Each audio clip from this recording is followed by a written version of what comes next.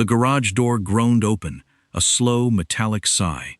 I'd spent the 11-hour flight from Berlin, imagining my homecoming. Vanessa, my wife, waiting up, the house warm and lit. Maybe even my adoptive mother, Lorraine, in the kitchen with a cup of tea, unable to sleep until she knew I was safely home.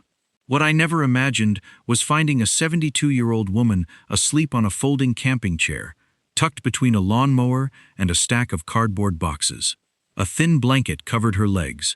A bottle of heart medication rested on a plastic crate beside her. When the harsh garage light flickered on, she startled awake, her eyes wide with the frightened look of someone caught somewhere they shouldn't be. It wasn't the garage that shattered me. It was the raw fear in her eyes, and the terrible feeling that this was only the surface of something much, much worse. Just 3 weeks earlier, everything had seemed perfectly normal. Or so I believed. At 42, I was Ethan Carter, a self-made billionaire, one of the most successful logistics entrepreneurs in the country. My company managed supply chains across North America and Europe. Business magazines called me a titan. Industry conferences paid me fortunes just to speak for 40 minutes. But whenever journalists asked about my success, I always told the same story. I talked about Lorraine Brooks, the woman who had adopted me, the woman who had given me a home when nobody else wanted me. I'd entered foster care at 9, after years of neglect and instability. I still remembered carrying a garbage bag filled with my belongings from one temporary placement to another. Most people saw a troubled child. Lorraine saw a scared one. She was a nurse then, divorced, in her 40s, living alone. Everyone told her adopting an older child would be difficult. She did it anyway, and she never once treated me as anything less than her son. Years later, after building my company, I bought a large estate outside Atlanta. It had everything Lorraine never had when she was raising me. A beautiful guest suite, a private garden, a sunroom she loved reading in, a quiet place to enjoy retirement. Whenever I traveled, I called her almost every day, and every time, Lorraine sounded fine. Maybe a little tired, a little older, but fine. Vanessa always assured me of that. Vanessa Carter was elegant, organized, and socially polished. She handled charity events, hosted dinners, and remembered everyone's birthday.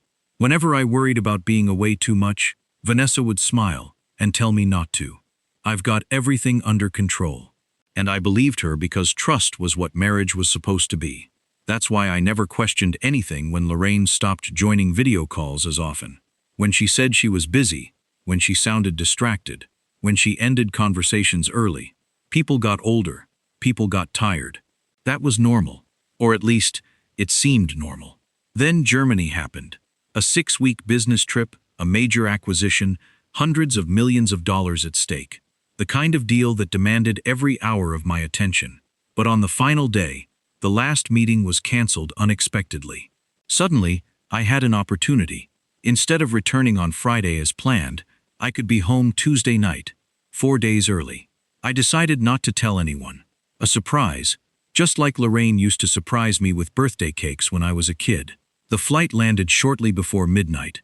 The driver offered to take me home. I declined. I wanted the quiet drive myself. Atlanta's roads were nearly empty. The city lights faded behind me as I headed toward the estate. The closer I got, the happier I felt. For once, no meetings, no shareholders, no presentations. Just home, just family. I entered the security code at the gate. The property looked peaceful, dark, silent, perfect. I parked near the side entrance, then noticed something strange. The curtains in Lorraine's guest suite were open. The room was dark, completely dark. That wasn't like her. Lorraine always left a small reading lamp on. Always. I frowned. Maybe she was already asleep.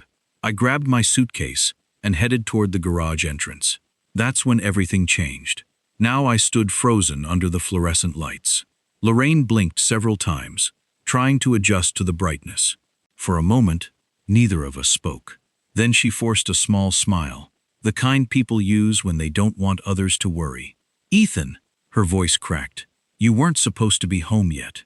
The words felt wrong immediately. Not "welcome home." Not "I'm so happy to see you." Not even "what are you doing here?" Just "you weren't supposed to be home yet." I looked around. There was a small folding table, a portable fan, a stack of neatly folded clothes, a reading lamp plugged into an extension cord.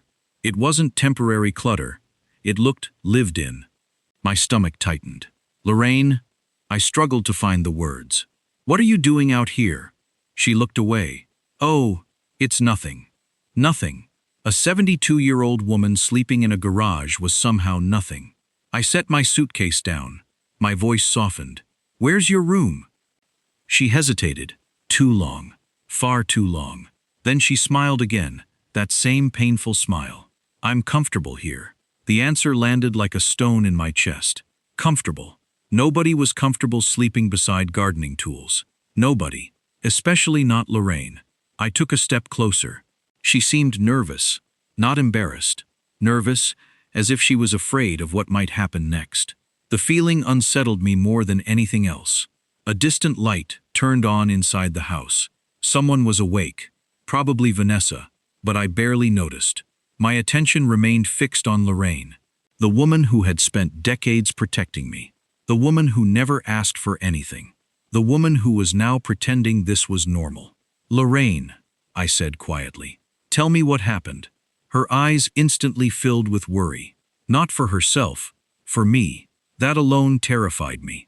She reached for my hand. Her fingers trembled. Then she whispered something that made the hair on the back of my neck stand up. "Please don't make this a problem, Ethan. Not please help me. Not please listen. Not please get me out of here. Just, please don't make this a problem." And in that moment, I realized something that felt far worse than the garage itself. This wasn't a single bad night. This wasn't a misunderstanding. Whatever had happened inside this house had been happening long enough for Lorraine to learn how to survive it. And that meant someone had taught her to be afraid. "Please don't make this a problem." The words stayed with me. They didn't sound like something a person said after one uncomfortable night. They sounded practiced, careful, like someone who had been walking across thin ice for a long time. I crouched beside her. "Lorraine, who did this to you?" She looked around nervously, then back at me. "No one. I prefer the quiet out here sometimes." The lie was so transparent it hurt. My gaze drifted to the bottle of heart medication. "Are you taking your pills?" She nodded. "Of course." "And your doctor's appointments?" Another nod. "Vanessa handles everything." Vanessa. The name hung in the air. My wife, who had everything under control.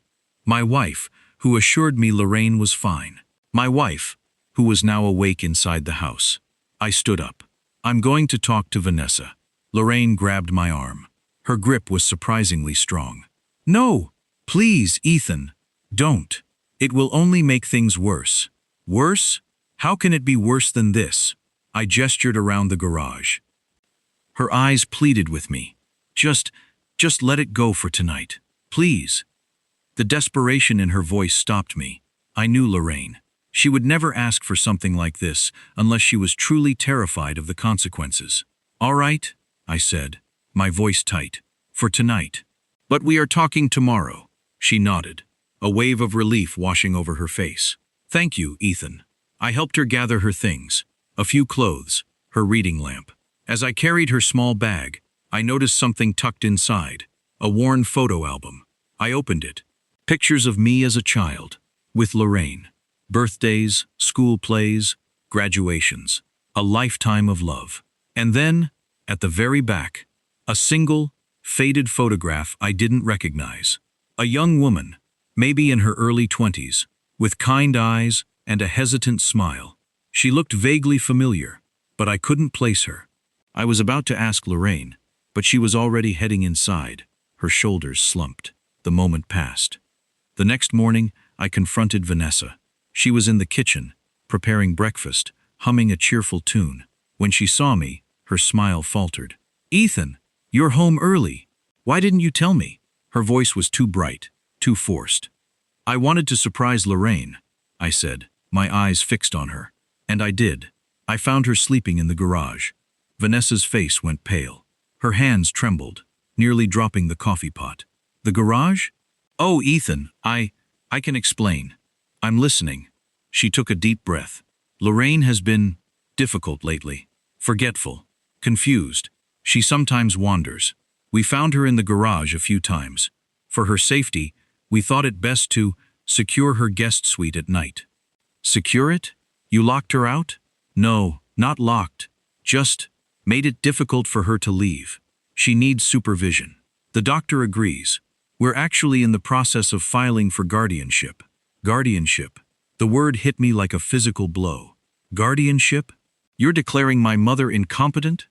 I'm protecting this family, Ethan, Vanessa said, her voice rising. Her memory is failing. She's becoming a danger to herself and to our finances. She's been making questionable decisions.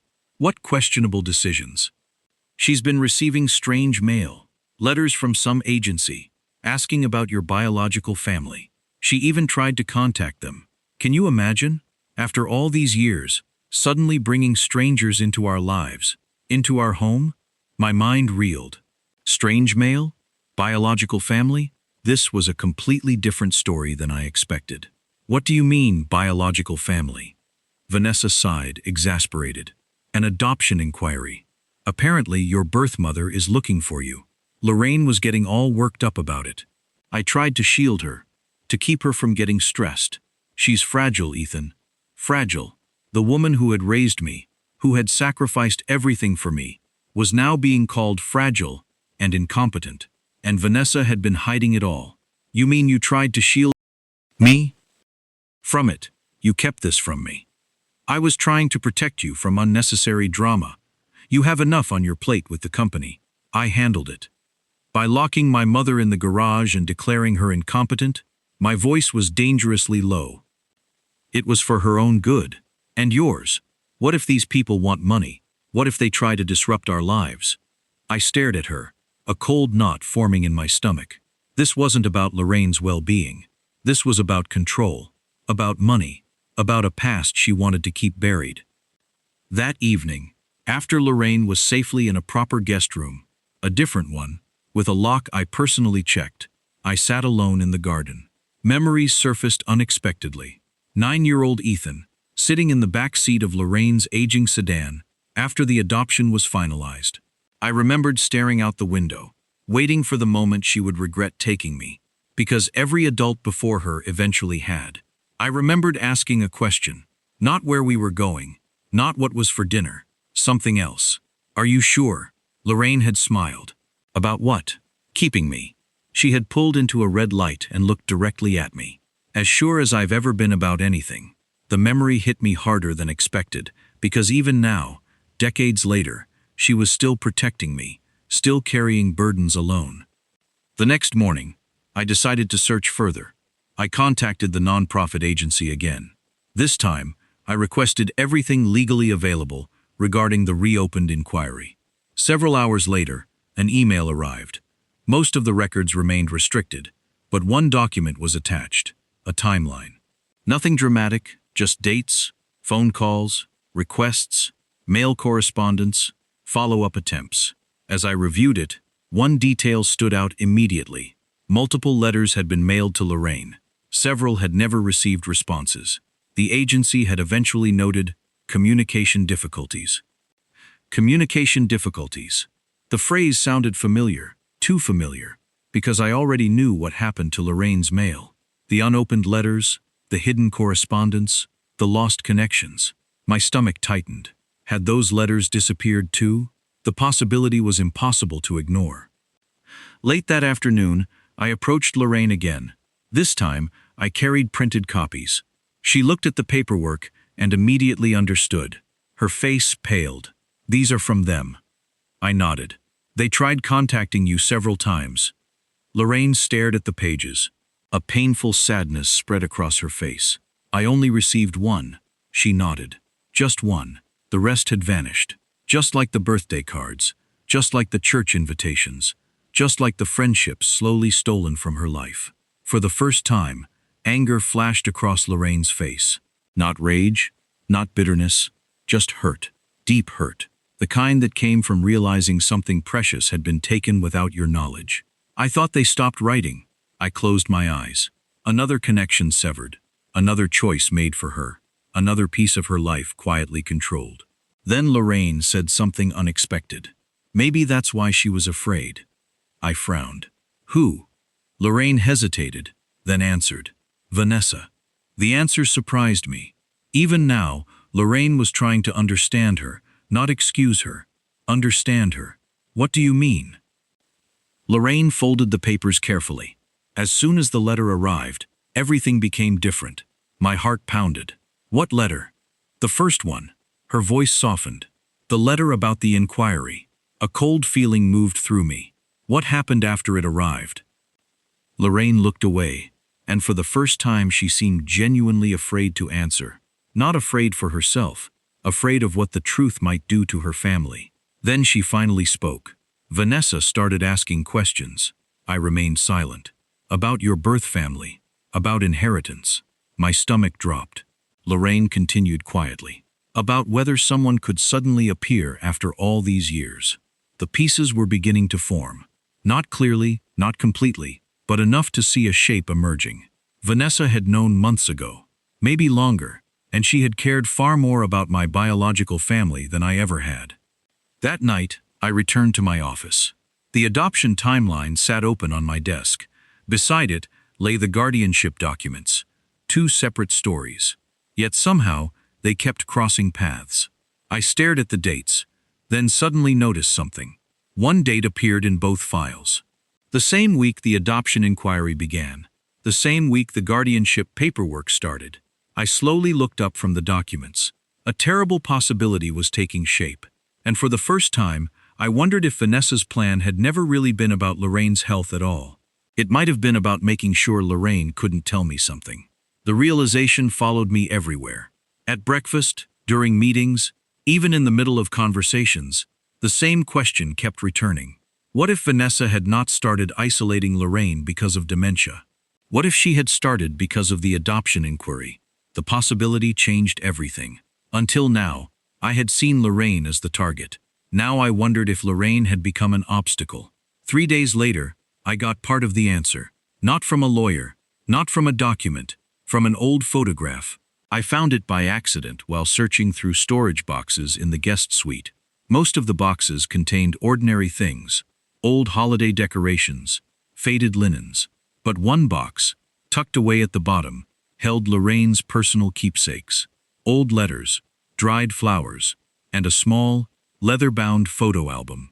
Inside, I found the same photograph I'd seen in Lorraine's garage bag, the young woman with the kind eyes. This time, however, there was a handwritten note on the back. Patricia, my dear sister. My heart hammered against my ribs. Patricia, my biological mother. And Lorraine's sister, my aunt. My adoptive mother had known my birth mother. They were family. And Vanessa had known about the adoption inquiry, and had actively hidden it. Not just from me, but from Lorraine too, severing a connection that had existed long before I was even born. The scale of the deception, the calculated cruelty, was breathtaking. I called the lawyer handling the guardianship petition. I canceled it. Then I called a different lawyer, one specializing in elder abuse and family law. The battle that followed was quiet, but intense.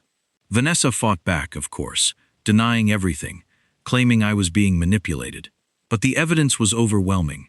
The hidden letters, the fabricated stories about Lorraine's mental state, the sudden appearance of guardianship documents, precisely when my biological family re-emerged. The truth, once exposed, was undeniable. 6 months later, the house felt different, not because the walls had changed, but because the people inside had. The guardianship petition was withdrawn after the independent medical review exposed serious problems with the documentation that had been submitted. The court never found Lorraine incompetent because she wasn't. The legal process ended quietly, just as it had begun. Vanessa moved out shortly afterward. The divorce wasn't dramatic. There were no public scandals, no revenge, no victory speeches, only consequences. 2 people sitting across conference tables, signing papers that acknowledged something painful. Trust had been broken, and some things could not be rebuilt. Vanessa accepted responsibility for decisions she could no longer defend. Her fears had been real, but so had the damage they caused. When it was over, she left with less wealth than she once imagined she needed, and far more self-awareness than she wanted. I never hated her, but I could no longer build a future with her. Some wounds healed, others simply taught people where their limits were. Lorraine returned home 3 weeks after leaving the hospital. This time she didn't walk toward the garage. She walked upstairs to the largest bedroom in the house, the room with tall windows overlooking the garden she loved. Morning sunlight poured through those windows every day. A reading chair sat near the glass. Books filled the shelves. Photographs lined the dresser. Nothing expensive mattered as much as one simple fact. For the first time in years, Lorraine no longer felt like a guest in her own home. She belonged there openly, without apology, without permission. One Saturday afternoon, another visitor arrived, a woman with nervous eyes and trembling hands. I recognized her immediately from the photograph. My biological mother, Patricia. The meeting was quiet. No dramatic music, no instant miracles, just 3 people carrying decades of complicated emotions into the same room. Patricia cried first. Lorraine reached for a box of tissues before anyone else moved, and the small gesture somehow eased the tension. For nearly 2 hours, they talked about mistakes, about addiction, about recovery, about regret, about years spent wondering. Patricia never tried to replace Lorraine, and Lorraine never acted threatened. At one point, Patricia looked directly at her. "I owe you more than I can ever say." Lorraine shook her head gently. "No." Her eyes moved toward me. "We were both loving the same child. We just did it from different places." Silence filled the room afterward. Not awkward silence. The kind that comes when nobody has anything truer left to add. A month later, I announced the creation of the Brooks Foundation, named after Lorraine. Its purpose was simple: helping elderly people experiencing emotional neglect, coercion, and isolation inside their own families. No advertisements featured my face. No giant press campaign followed. The work mattered more than attention, because now I understood something I hadn't understood before. Abuse wasn't always loud. Sometimes it looked like missing letters, locked doors, a lost room, a lonely meal, a folding chair in a garage. The foundation began helping people whose stories rarely made headlines. People like Lorraine, people who deserved better. One early spring morning, I stood quietly in the doorway of Lorraine's new room. The sun had just risen. Golden light spilled across the floor. Lorraine sat in her favorite chair beside the window. A book rested open in her lap. Beyond the glass, the garden bloomed with color. For a long moment, I simply watched. The woman who had once chosen a frightened boy over an easier life. The woman who had given up opportunities she never mentioned. The woman who had protected me for 3 decades. Now she finally looked at peace. Lorraine noticed me standing there and smiled. The same smile she had given me when I was 9 years old. The same smile that always felt like home. I smiled back. People often assumed the greatest achievement of my life was the company I built. The wealth, the success, the headlines. They were wrong. Standing there, watching the morning sunlight reach the woman who had saved me, I understood what mattered most. My greatest success was not becoming a billionaire. It was finally protecting the person who had protected me first.